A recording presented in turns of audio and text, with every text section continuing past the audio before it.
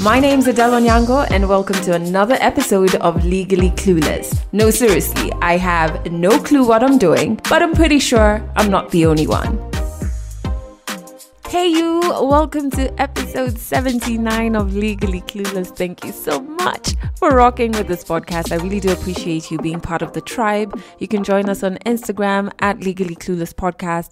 And if you want to share about this podcast on Twitter, the hashtag is Legally Clueless. I say that because I genuinely respond to each and everybody who tweets with that hashtag because I'm uber appreciative of you relating with listening to this podcast. Anyway, away from my many thank yous, which I always start each episode with, I'm really excited about this episode because it features a story from a storyteller based all the way in Lagos, Nigeria. Listen to this. I'm the 10th child of my father and I am the last child of my mom. So I happen to be the only one between my parents. I have both step brothers from my mom, step brothers and sisters from my dad. My both parents had to split apart. There are a lot of legal issues surrounding who am I going to stay with. And my dad was like, he's not in support of that and he's not going to pay my school fee. And my mom was like, no problem now. She was the one that paid my school fee, wrote the letter. I went to his house and I gave it to his new wife because he remarried after my mom left. I told him that I do not want to be associated with him. The letter was just the fact that I disowned him as my father.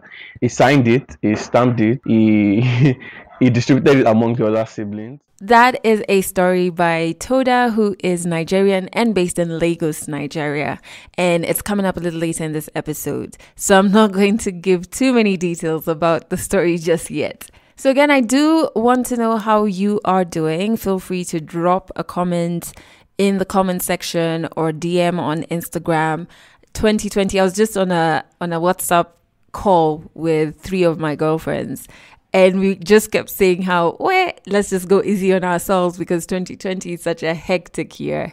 We don't have a manual of how to navigate the ripple effects of the pandemic. I feel like everybody's clueless at the same time. Everybody's stressed at the same time. There are people grieving. The news is a lot. It's heavy to, just hope you remember to go easy on yourself. That's really what my girlfriends reminded me on that call. It's just like, go easy on yourself. Don't forget all the things that you've achieved, not only career-wise, but in your personal life. And understand that this is a year like no other. So even if things are going slow, it's not because you're lazy. It's not because you're not achieving. The whole world is fighting a fucking pandemic. And so the reason that even on that phone call with my girlfriends, we ended up speaking about this was I shared with them that I am not dealing too well with rejection. And I don't mean it in a relationship sense, or dating sense, which is what a lot of people equate or relate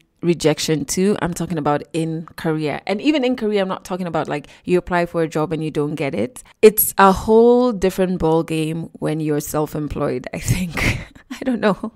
So, backstory. I have an initiative, which is the Adele Onyango initiative. One of the programs that we have is Safe 247. It's a free group therapy program for survivors of sexual violence. I did a fundraiser for it last year. So happy that individuals contributed and we raised about $4,000. I mean, the good news is we've finished building the curriculum for the program. So the curriculum that's going to guide the entire sessions. So the program will essentially start on the 2nd of October. This is great news. However, I don't have enough funds to run the program past this first phase. The money raised to the fundraiser is enough for me to take, I think, 3 to 4 groups of women through the program. But after that, what next? So for the past month and a bit, my project partner and I have been applying for this particular grant. The project partner is Carolina for Kabira, and they have a lot of experience when it comes to applying for grants. I do not. And so it was a lot of work, group calls every week. Their US team was also spearheading this. It was a lot. And I was just crossing my fingers, hoping that we get this grant. And then we didn't get shortlisted. So I'm like, what the hell? And that time back at home, I'm hearing about various organizations that have been getting millions. And I'm like, what am I not doing right? Why can they help us help this women? We've built such a great program. Like, we've put our soul and hard work into it. What the heck? So that's one. Then the second one is I applied for something that was going to help me in terms of my media business and this podcast. And then I also didn't get that grant either. Again, I put my all into that application, like researching, ironing out all the numbers, just showing how it's going to be impactful. And then I just didn't get it. So I guess what also sucks about both these rejections is that you're not too sure what you did wrong. So you're just kind of guessing, like, okay, maybe I was too much of this and they were looking for too much of that. You get what I mean? And I was just like, what the hell? Like, genuinely, what the hell? I'm really trying. I took it personally, which was my first mistake. My second mistake was believing that just because I work hard, I'm entitled to get these things. Working hard is great, and it's important for you to work hard. In fact, it's a really good strategy because quite a few people do not work hard. You've also got to add like a bit of working smart, but you are not entitled to success or yeses and approvals just because you've worked hard. And that's a very bitter pill for me to swallow. I don't even think I've swallowed that pill. It's stuck somewhere on my throat. Because I'm like, but I've worked hard. You know what I'm saying? So that's something I'm trying to reverse and just tell myself, yeah, you work hard and that's great, pat on your back. But it doesn't mean you're entitled to a yes for everything that you apply for. Keep working. And then the other thing is, a friend of mine reminded me, just stop taking things personally, which is hard because when I create something either under my initiative or even this podcast or whatever it is that I create as a creative, I'm so attached to it that when I apply for something for that thing and it gets rejected, my first thought is I'm not good enough. And I need to detach myself from that and not take things very personally. Because sometimes, yes, you have a good product.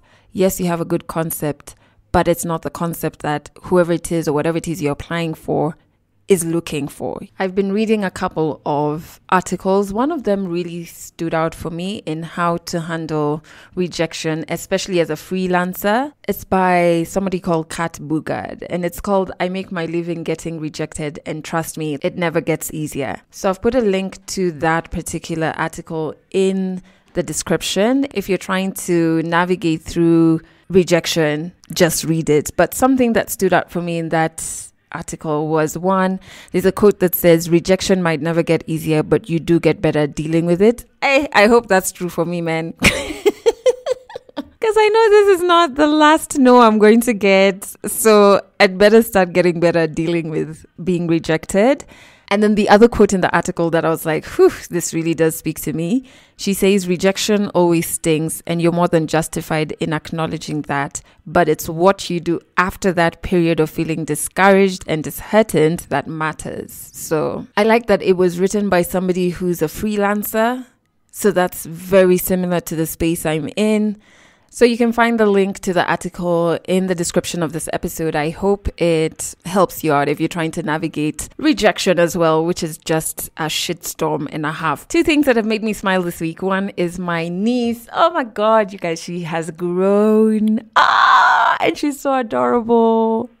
And she has perfected her resting bitch face, but she's just started smiling a bit. We were worried, like, hey, this child. Just smile, Jamini, even if you don't have teeth. Just be happy.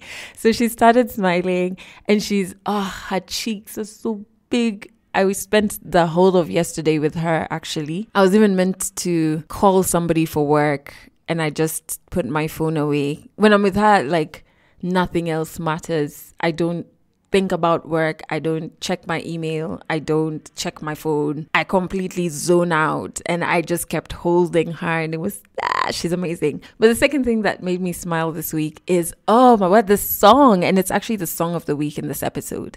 Mango by Kamau and Adeline. So beautiful. It's such a beautiful song. So because it is the song of the week, check it out. I put a link to the music video in the description. You know why I instantly fell in love with the song? It's because it talks about love in a way that I always talk about love. One of the failures of my relationships when I was in my early 20s to mid 20s is I think I approached them by trying to own the other person. I don't know if that makes sense, because looking back, I'm just like, Adele, that was so stupid. Why would you even attempt? But I think I approached it in the sense of, I love you. We're in this relationship. You love me. I own you and you own me. When the truth is, you can never own somebody. You just can't. And the beauty of love is that. Stop trying to restrict it and make it fit into a box. I don't know if that makes sense, but in this song, they talk about it. I remember even once telling my husband, and I think I've said this in other episodes, since I love him, it means I want the best for him. I want him to flourish. And if that means him not being with me, I'm going to have to be okay with that because I love him. I don't know if that makes sense, because he was just looking at me like, no, what is this woman talking about? But just listen to the song. It makes... that's why I love it, because I'm like, we approach love in a very toxic way where we're trying to own somebody, and you can never own somebody. Love is beautiful and it shouldn't be restrictive, I think. The link to the song is in the description. I have had it on repeat since it came out. All right, I think we should jump into 100 African stories. Toda is the storyteller in this episode, and I hope I'm pronouncing his name right. He is a podcaster based in Lagos, Nigeria, and his story is about writing a letter to his dad, informing his dad that he is formally disowning him. Yeah, and he also talks about studying chemistry and ended up in media. I really hope you enjoyed this story. And I was telling him after we recorded it how magical it is that I'm in Kenya and I can relate to certain bits of his story. He's in Nigeria. He can relate to certain bits of my story. And I just wish as Africans we could hear more stories of each other. It could really go a long way in uniting us. We'd realize just how very similar our journeys are. 100 African stories on Legally Clueless. Stories from Africa. My name is Toda Okpeyemi. I am from Nigeria, Lagos, Nigeria. My growing up is from a part of the country. Yeah, one of the local states in the country. I grew up in Ekiti State in Nigeria. Presently, I'm in Lagos due to work and because of media space, a lot of media jobs happened in Lagos. Majority of my life has been in Ekiti. Like, I'm the 10th child of my father and I am the last child of my mom. So I happen to be the only one between my parents. I have both step brothers from my mom, step brothers and sisters from my dad. So that's a bit complicated. So when I was going to school, most of my primary school, when people ask me, are you from a polygamous family? I'm like, I don't have an idea of what to say, because really it's not a polygamous family. Both parents will stay together for a few years before they had to depart, because my mom is a kind of person, she's this feminist kind of woman, even though she doesn't know what feminism means. Yeah, she has those personality. So I live between those words, between knowing what exactly my family is a polygamous family, is a monogamous family. I do not have the idea way back then. So, and I feel like most of these things are stories that are untold, especially from the kind of world I come from. My both parents had to split apart. There are a lot of legal issues surrounding who am I going to stay with? Am I going to stay with my mom? Am I going to stay with my dad? So for me, I took my dad. I wanted to stay with my dad because he kind of like spoils me a lot. So, but it wasn't a funny experience because I was being maltreated by my step brothers and step sisters. I was given an empty flags to school. I was not taken care of. So my mom had to come and take me to live with her. Most of my story or my growing up, it's just me trying to understand who I am really who my parents were and all of that issue, because my mom gave birth to me in her late 40s and my dad in his late 50s. So, and then I happen to have siblings that are like parents to me. My friend's parents happen to be their friends and colleagues at work. I was going to a particular school right from small, and I decided that I was not going to that school again. I don't want to go to that school. And I told my mom. My mom was like, no problem. And my dad was like, no, you're not going to boarding school. You're not allowed to go to boarding school. In my state, well, it's just like if you want to go to one of the best schools in the state, you have to go to the federal school. The federal school is like one of the best secondary school around here. So you have, yeah, it's a boarding house. You enjoy yourself. Most of the students, brilliant students that come back on holiday are going to boarding school. They're both in school students. So I wanted that experience also. I wanted to stop having the whole experience I have in my present school and then the bully and all of that. I just wanted a new identity, and I just wanted to go to a very good school. And my dad was like, it's not in support of that, and he's not going to pay my school fee. And my mom was like, no problem now. She was the one that paid my school fee, bought provision and all of that, and that was how I got into boarding school. And the whole boarding school experience was very sweet for me. It was very fun. I enjoyed everything until it began to affect my mental health, because my mom, she's always traveling to get goods from Onisha. That's like the eastern part of the country, to get goods and sell. She sells baby materials and all of that. On visiting days, I get no one to come and greet me. It's so annoying though, because nobody come and greet me in school. And then there's a particular woman, my mom used to ask her to send me stuff, provisions and all of that, and the woman would give it to her child, which was very frustrating. And some of the time when I go back home during short breaks, I am always annoyed. And at the point, I just wanted to stop going to boarding school anymore, because I just needed the father love, the mother love, and needed the support more. And it was really, I didn't get to know that it was really affecting my education also until I think second term. And at the point, I just go back home one day. My mom went to her work and I was home, and I just really wanted to express to my dad about how I feel about everything, about him not paying my school fee, not come and greet me, not saying hi, not doing anything. I just wanted to express it. So I wrote him a letter and I described every word that I could use about how I hated everything that is happening and how I do not like him and I do not like his name and all of that. I wrote the letter. I went to his house and I gave it to his new wife, because he remarried after my mom left. I told him that he has an ideal name. I do not want to be associated with him, all of those stuff. I wrote him a letter and I told him that I disowned it. Like, the letter was just the fact that I disowned him as my father. And that was how I disowned my father. And he was surprised. He went to my mom's shop and told my mom that, are you the one that told you or encouraged your son to write me a letter? My mom was not aware about it.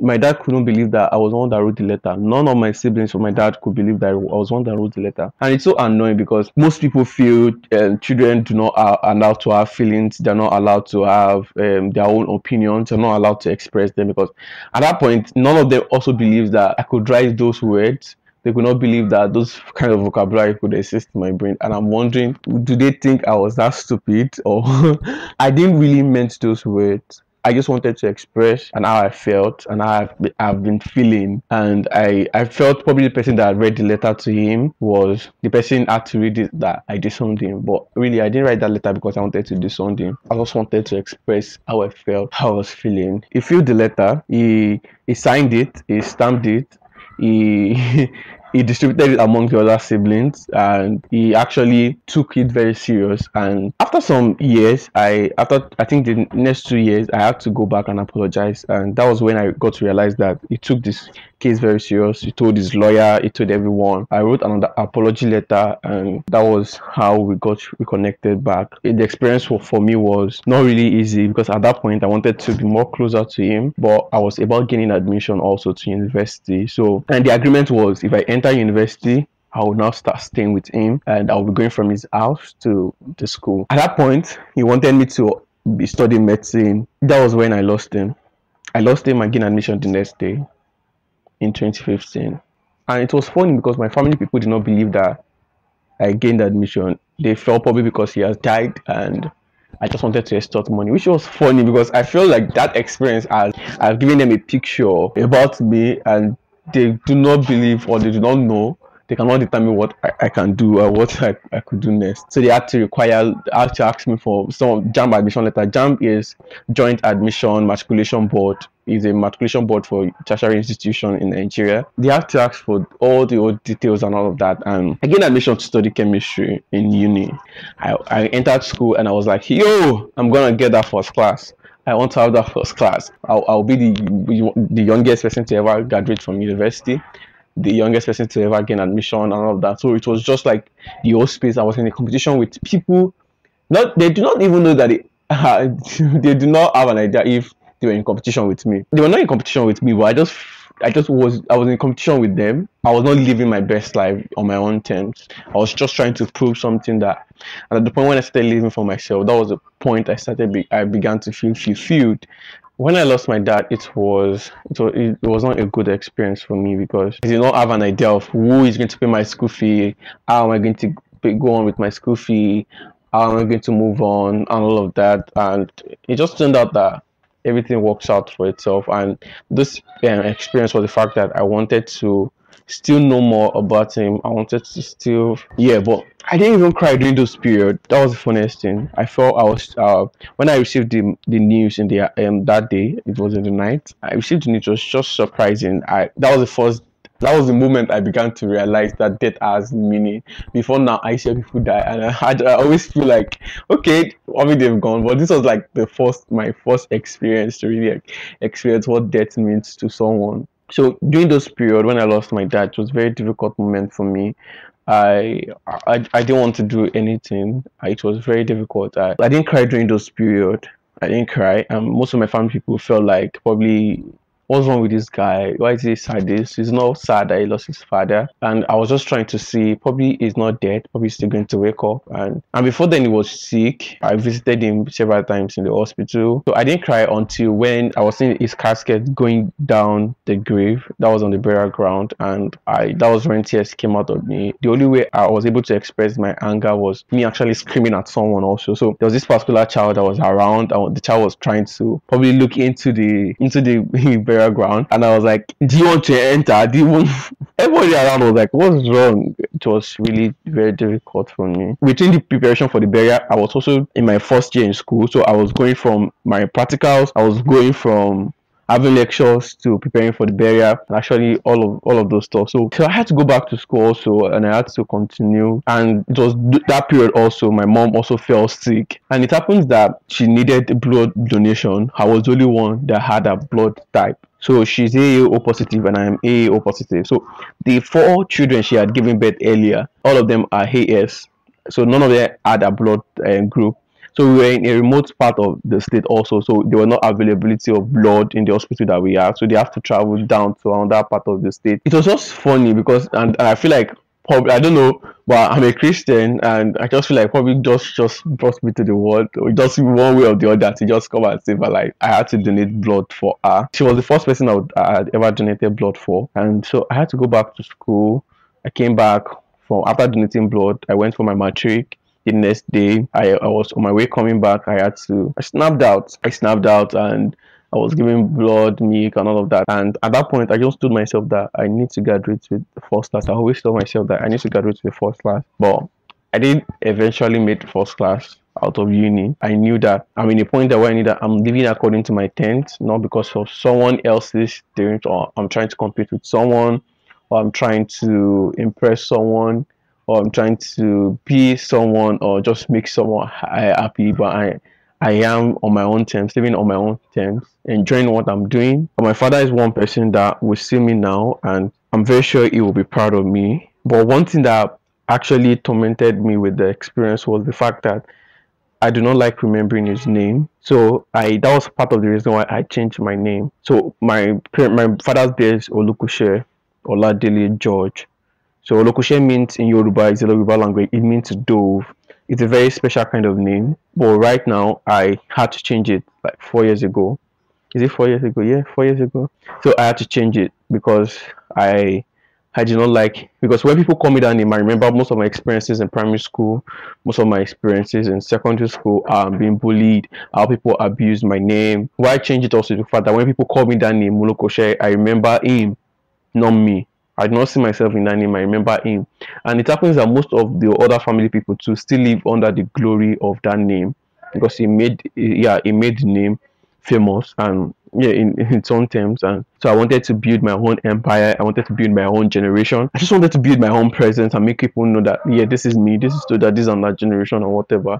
And I do not want, so when people call me that name, I always remember him as the owner of that name, as the carrier of that name. So I had to change my name. And Toda means Okpayemi. It's an Hebrew word, and the translation means Okpayemi, which means Thanksgiving. So, and I've really been enjoying my own name, and I've loved that I'm intentional about building my own brand and my own name, and I'm pushing it more globally than where it has been. My dad tried for his own generation to be able to push himself to where he was. Also now me, this is another space, another generation for me. So I was in 300 level when my media journey started. So I was in that point that I needed something more. I didn't know that I needed something more because I was reading at that point. I just wanted to have first class. I was competing. I was really reading in school. But I felt the whole universe was talking to me. The whole universe was telling me, calm down, this is what I want you to do. This, I was feeling it. So at that point, everybody around me began to tell me that, guy, you're good, go to radio, do stuff, do on TV, go. All of those comments were coming at me in different ways. So I had a dream. I was in a blue suit. I came out on a stage full of lightning. I was seeing myself presenting and all of that. I was having this old poise and all this presenter whatever skill. Before that, I was not this kind of free person. I could not express I can express myself, but not in that aspect. I didn't see myself before then doing all of that. So I was surprised seeing myself on stage full of lightning, a lot of people in my front. I could see everyone clapping. I was seeing the whole light, the whole ambience and all of that. So I got to the church. I told one of my friends, this is the dream I had, but I am not good. I don't even sound well. I'm not an English student. I'm not a mass communication student. Why am I feeling like this? Why is all this pressure? So and then we entered into the service, and the pastor was preaching, and then the pastor went, someone is here. God has put it into your heart to be a media person, to be a radio personality, and all you kept complaining about is that you're not good enough, your vocabulary is not good, and all of that. My friend just bent over the few people sitting between us. I was like, you see? So that was like the real catch for me. So I went to my pastor the next day to tell him about what he had, and I was expecting him to tell me, "Oh, yeah, that's a very good dream. Yeah, go to radio, go on TV, go." I was expecting a direct answer that you just go and do this stuff, go and do this stuff, go and do that stuff. But he didn't tell me. He just told me that God will open my eyes more. He will lead me. I was annoyed because I was like, what's not the essence of me going to go and meet him and tell him that kind of story? It was really annoying. So he didn't tell me anything. He just prayed for me, and that was how I was now more intentional. So I began writing. I began to write a lot of stuff, and my writing began to develop. I hosted few concerts, and within those period also. So there was a particular show I used to listen to on radio in Ekiti. I had to reach out to the person on Facebook. I think 2017. They didn't respond to my message. I think 2018 again. I just had to message him again. I was annoyed that I've been messaging you for a period now, and you didn't respond to me. What's happening? And this is what I've been feeling. I just needed mentorship. I just needed him to put me through, and then he responded. So I felt back then I was saying I. But this period I said and I just put out my mind. I told him what I wanted, so he was able to know what I want, and he actually reached out to me. So he works with Radio Nigeria. Radio Nigeria is the federal broadcasting station in Nigeria. Yeah. So that was how I went to him, and he actually hosts on other private radio station in the country, and that was how I began to follow him on radio, and I began to co-host with him on the gospel show. And after then, so I went on my IT. I did my IT in Chi Limited, Chivita, where they do Hollandia yogurt and all of that in Nigeria. Yeah. So I did my IT there. So that it was that point, my IT, I knew that this is not what I wanted to do. I did not want this anymore because the lab coat I'm wearing, the white, whatever, I did not like it. At that point, it was annoying to me also getting to know that people graduate first class, they work with this company, and they're not getting paid the way they should be getting paid. Whereas most of my friends because at that point I was getting close to the entertainment here in Nigeria, so all of these Maraji, all those content creators that I knew charge like 500k for content creation at least, which is like almost the whole year salary of some of these quality control officers in these industries. And it was annoying to see that I know these people that are making money in the creative space, and also knowing people of my own career. So at that point, I told myself that I don't think I'll be doing this, and it was during that IT period I had to travel to Abuja to work on a production set also. So I was a production assistant, and it was fun experience for me. We didn't sleep, it was production, so we were having different episode, and it was fun for me. I didn't feel stressed. I felt among, I felt fulfilled, and I felt fun. So it was that point I also read a book about purpose, and I just knew that this is not what I wanted. I wanted more I wanted good thing. I wanted more. That's how I just told myself I'm going to the media space, and that's how my media journey started. So going back to school, I began to intern with a radio station, and that's how I began to host shows, most of the afternoon shows and lunch hour shows, and that was how my hosting on radio started. And that's how my transitioning from media has evolved from chemistry, the whole May reading, pharmaceutical stuff, environmental and food.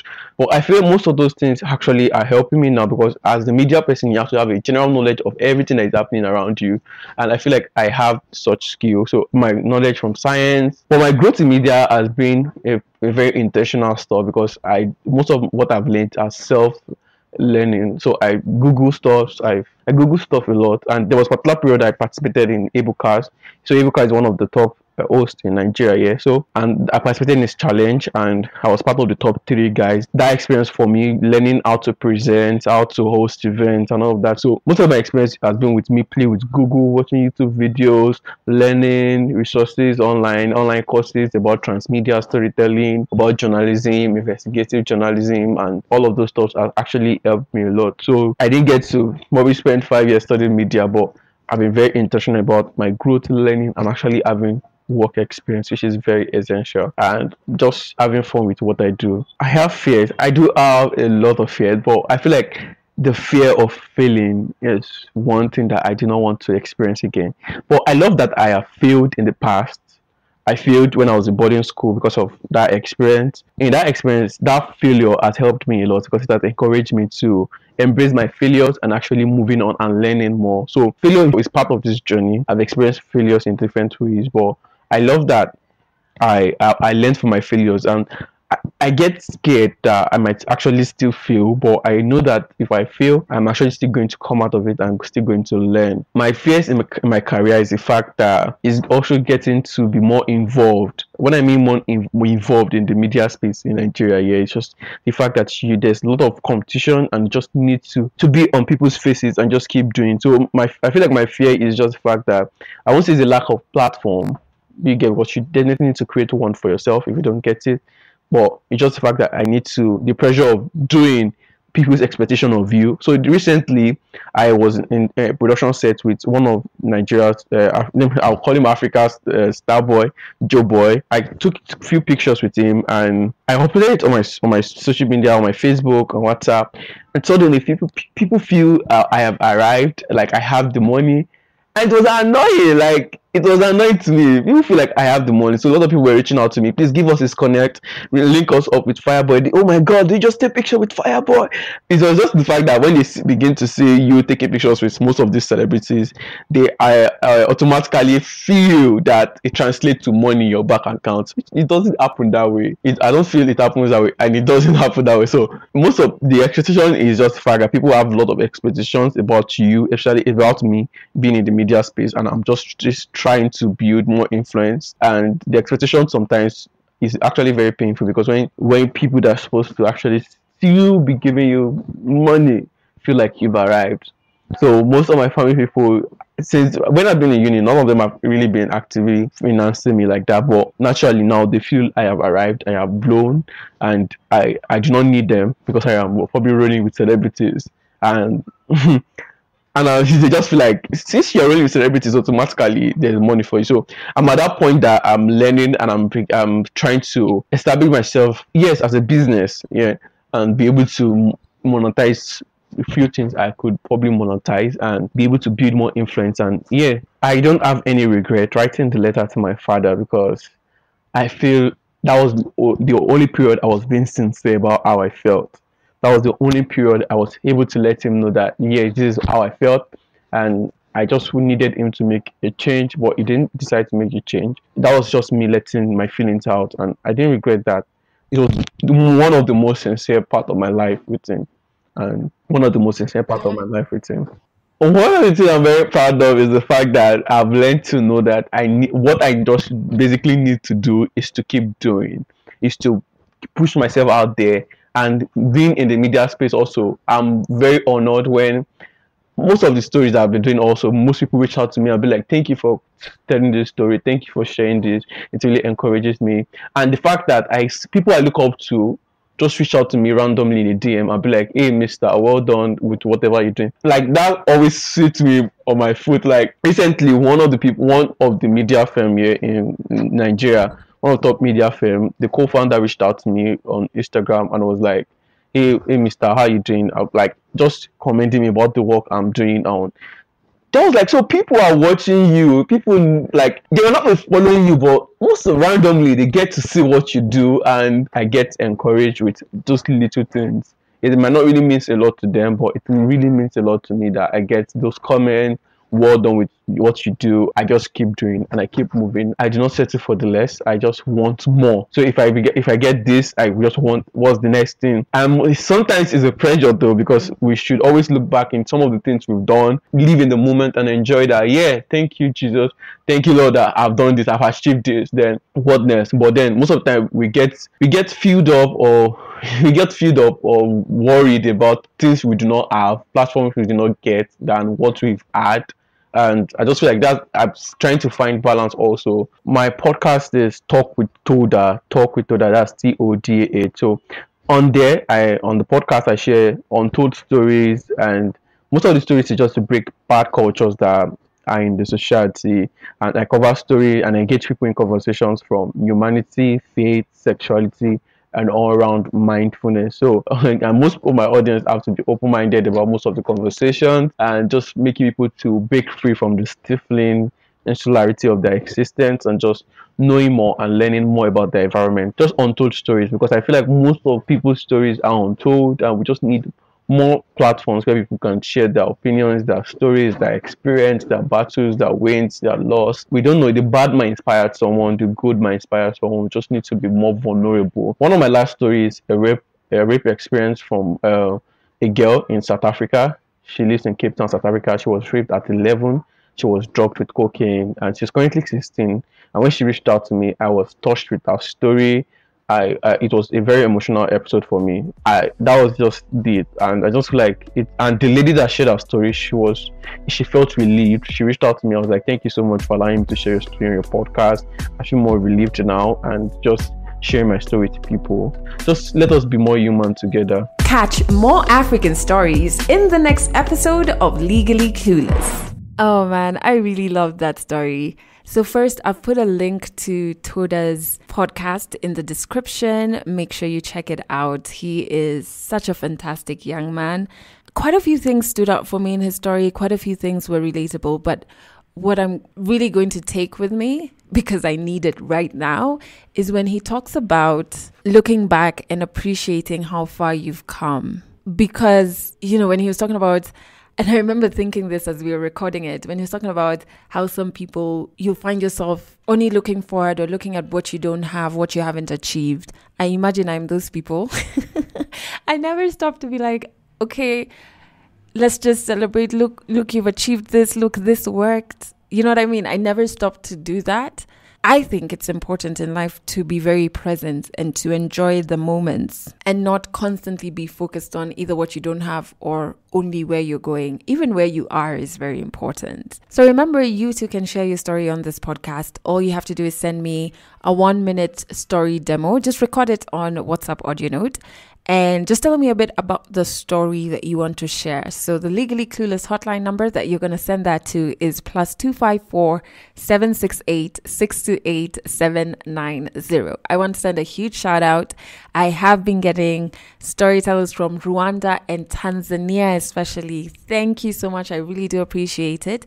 And I also appreciate your audio notes, which, by the way, you can send not only story demos, but if you listen to an episode in this podcast that you relate with and you want to share that with me via audio note, you can do that. Yes, Adele Onyango.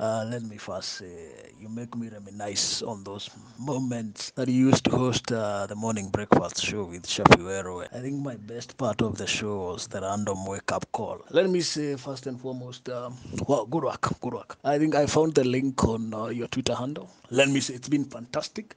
It's my first episode 73, and wow, good work. It's fantastic. Very good work, by the way. And I think I want to wish you all the best as you steer this ship forward. I believe then the future looks brighter for you. Keep up with it. For the first time, I will be listening to podcasts. This is my first podcast, by the way. Never listened to it before, but leo lazima nilale na Google Podcast ikiwa imedownloadiwa kwa simu yangu, cause just you've made me, love podcasts. I never thought I would have this kind of relationship, but wow, this is incredible. Good work. God bless and all the best as you move to higher tides. Sometimes I forget that I was on traditional radio.